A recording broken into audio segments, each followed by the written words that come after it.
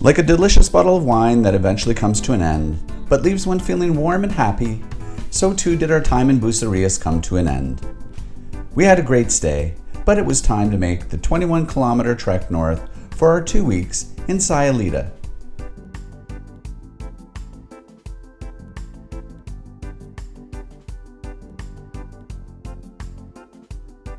Despite the relatively short distance, getting to Sayulita can be slow and frustrating as construction vehicles grind up hills and around blind S-curves, making passing a near impossibility. The roadsides, especially when passing through the small rancheros, are filled with vendors selling everything from fried yucca to sea salt and the rather unusual but popular camarone seco or dried shrimp. One is reminded that we have entered the jungle when passing by jaguar crossing signs, something you simply don't see every day, or in our case, something you don't see ever. When finally arriving in Sayulita, there is an immediate and very dramatic difference compared to Bucerias. The town has an energy that is palpable and somewhat contagious. There are people everywhere, young people mostly, which ages me just saying that. From dreadlocks to man buns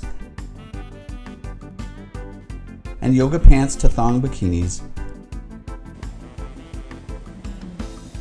I'm at odds on how best to describe the demographic of Sayulita.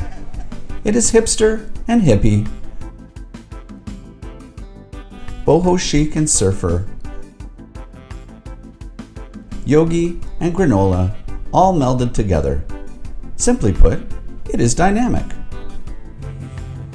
Sayulita is separated by a river, or at this time of the year, better described as a muddy riverbed. No doubt it is designed to carry rainwater to the ocean during the wet season. Children can be spotted playing in the puddles along the riverbed, which validates that wallowing in muck is a universal phenomenon that all kids enjoy. Along both sides of the river, vendors have set up stalls to sell both handmade and mass-produced goods. Straw hats, crocheted bikini tops, blankets, and handmade bracelets are only a few of the items that can be purchased here.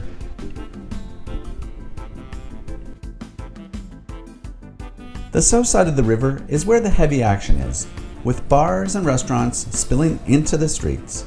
Things slowly come alive around midday, and the action doesn't stop until the wee hours of the morning, just in time for the delivery and maintenance vehicles to change shifts with the revelers. I'm standing here in Sayulita at what I would consider the crossroads of downtown, or the fork in the road of downtown. So what you can see here is behind me, this road ends up going up and around and comes back down over here.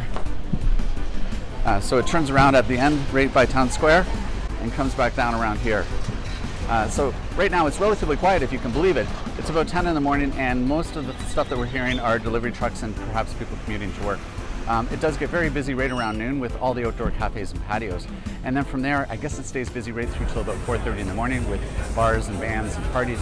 And then the delivery trucks start showing up and the construction vehicles. So if you expect to stay in this part of Sayulita, then what I would do is I would expect not to get a whole lot of sleep. At night, the streets seem to literally have a carnival atmosphere. Buskers perform amid the sound of various types of music emanating from the multiple bars that line these streets, all while delicious food aromas waft over the warm tropical air.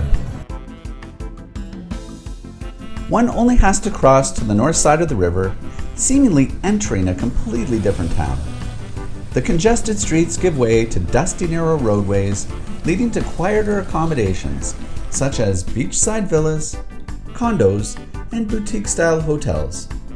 We ourselves unwittingly booked our accommodation in this part of town, and we're ever thankful we did.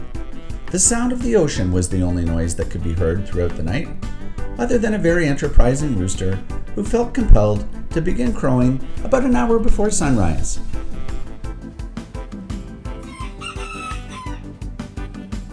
And, speaking of roosters, here they seem to have replaced the ubiquitous pigeons that bobble by tables, waiting for a morsel of food to fortuitously find its way onto the sidewalk, only to be gobbled up in the blink of an eye. At our first meal, we had roosters distractingly and unnervingly gathering under our table.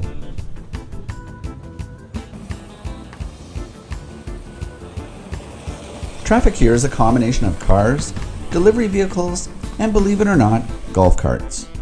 The reality is, however, that short of getting up some steep inclines, requiring a vehicle here is really unnecessary. The town is very walkable, but can be a bit dark at night depending on what side of the town you are staying.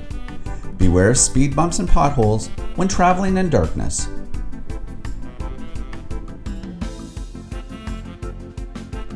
The beach, which is of course the main attraction, is jammed with umbrellas, lounge chairs, and tables all for rent. We were offered a setup of this nature for 500 pesos or about $30 Canadian, eventually negotiating a spot for 200 pesos or about $12 Canadian. This includes your own personal concierge who will fetch drinks, food, and watch your belongings. The lesson here: if you don't get your desired price, keep negotiating.